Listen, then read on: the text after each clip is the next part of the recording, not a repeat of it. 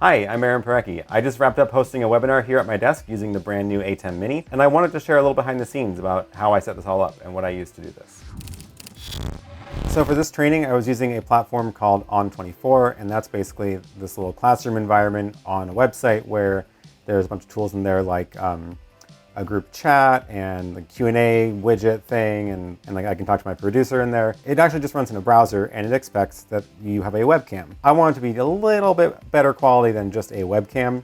So I actually went all out and I did a green screen background, I have virtual background, but at the end it has to appear as a webcam to the computer so that I can choose the webcam source in the software. And it turns out a fantastic device for that is the new Blackmagic ATEM Mini. So here's a quick rundown of everything I've got here, and I'll take you on a little tour in this extremely confined space. First things first, this is what it looks like from the outside.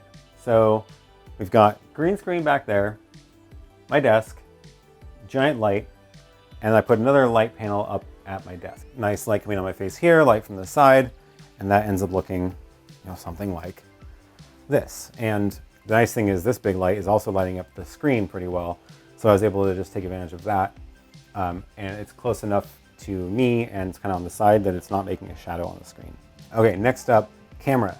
For this, I actually used the Sony RX100, and the Sony RX100 is sitting up there above my computer. So I get a little preview of myself on the screen, and I can, it's got a zoom lens, so I can adjust the zoom to make sure the framing works okay. You might notice that the side of the screen has a little bit of the background here, and I just have to trim that in software when I'm doing the green screen effect.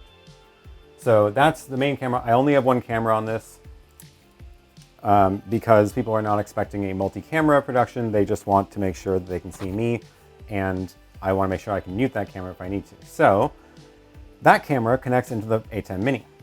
The ATEM Mini is down here on my desk. Now you might notice that I've got this Stream Deck in front of it because I actually find that it takes too many button presses to toggle things to do it quickly on the Mini itself. Instead, I use a Stream Deck which run macros that are programmed into the ATEM Mini.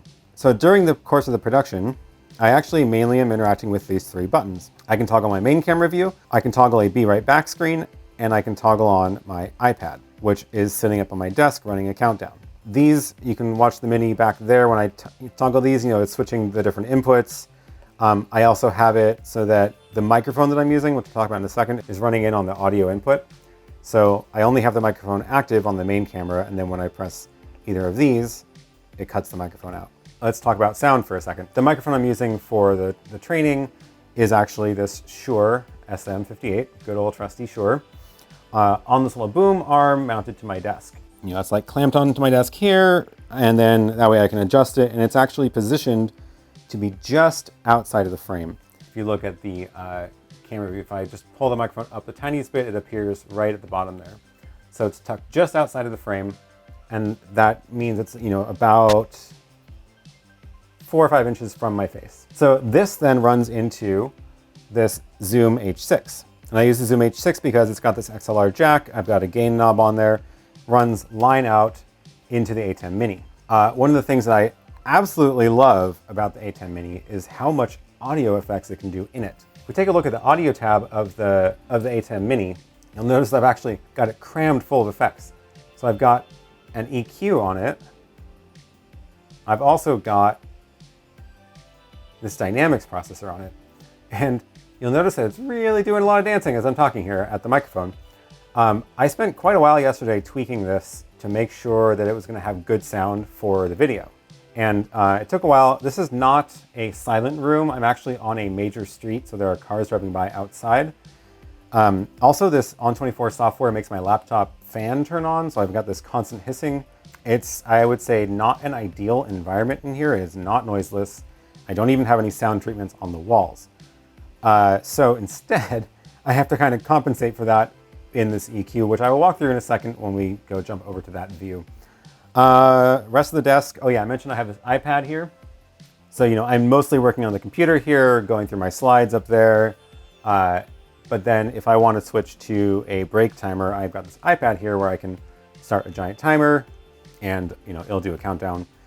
And then I actually have that going into the ATEM Mini as well. So I can actually switch to that, my camera showing that instead. So let's jump into the live feed that all of the attendees saw so you can get a sense of what this actually looked like. This is what attendees were seeing. Now you notice that I've got my nice keyed out background. I've got the microphone just out of the frame. And now on the ATEM Mini, I can toggle between my main camera feed here. I can also switch to the break screen. I can also switch to the iPad, which is now counting down.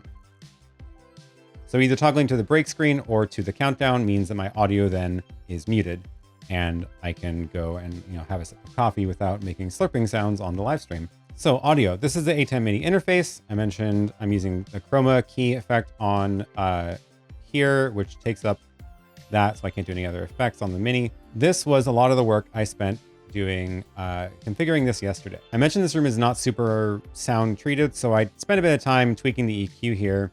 I think this came out pretty good. If I turn these off, you'll hear the difference. Let's switch it over to flat, and then you'll hear the difference without the EQs. So this is now flat, and you probably are noticing a lot more background noise. Probably a lot of the hissing is coming through. And what I did was, by cutting out a lot of the high frequencies, that hopefully helped shape that and made this sound a lot better with this EQ. The other thing which made way more of a difference was the dynamics processing. So this, I am so thrilled that I can finally do this. Also, I have to say this diagram makes this make way more sense to me. So you notice there's this limiter here, right? Where it just drops this line, and then that yellow line is the final output. So I can actually see what the limiter is doing. So I had it just barely up to the top. The thing that made the most difference in the audio quality is this expander. If I turn off the expander, you will hear the huge difference in the sound. And that is because what this is doing is killing a lot of the quiet sounds and making sure my voice comes through clearly. As soon as I pop that back on, you should hear a huge improvement. So notice this gain reduction. When I'm not talking, it's dropping the sound by like over 20 decibels, which basically kills the background noise when I'm not talking, which is extremely effective. And when I am talking, it, doesn't clamp down as much, so my voice comes through. And you can hear the background noise. If this isn't quite set up right, you'll hear the hissing come through while I'm speaking. It's a little bit more obvious if I whisper. So if I whisper, I'm making less sound, which means more of the hissing comes through on top of my voice. You probably are noticing a lot more of the hissing sound that's the sort of ambient background noise in the room. But when I'm talking at full volume, then it actually ends up working out just fine, even to the point of the compressor kicking in and clamping down to make sure I'm not clipping anything there as well. This is a huge deal for me, having this all built into the ATEM Mini, because it means I don't need a separate audio mixing board. It just handles it all for me. And this was able to get me pretty good sound for the environment I'm in, which is not a sound treated room at all. And there's even like street noise, and my fan is going crazy. So I'm pretty happy with that. Let's tour the rest of the ATEM software control. The media player, I was really only switching between these two files. This was programmed in as a macro. When I hit these different buttons, it'll swap the active media player to either, this background with the cats or my Be Right Back, which if I do drag that manually, you can see the background changed out from under me. But yeah, normally I had it on that one, and then I would switch to a full screen cut, dropping my camera from this overlay, and you would see just the Be Right Back screen. The macros in here is how I achieve this. So I actually have a separate video you can watch that talks about the macros. Take a look at that if you're interested. But basically these macros do things like enable this cat background, enable the upstream keyer with the camera input, turn those both on, turn on the audio. Be Right Back swaps the background in the media player, disables the upstream keyer, mutes the sound input. Same with the iPad. The iPad then also just switches that to the camera 3 input where the iPad's plugged into from the lightning connector, and also disables the sound. So the final result is that I'm able to do things like switch between the main camera, switch to my break screen, or switch to the countdown, all with these little buttons on the Stream Deck. These are the three I was interacting with most of the time, switching the ATEM via those macros. As far as what the computer sees, this is the On24 software. This is sort of the little preview of my camera in the software. You can see that when I switch my ATEM Mini, it'll switch between this myself on the virtual background, showing the break screen or showing the countdown. That was all coming through as the webcam input in the software, which I can configure right here.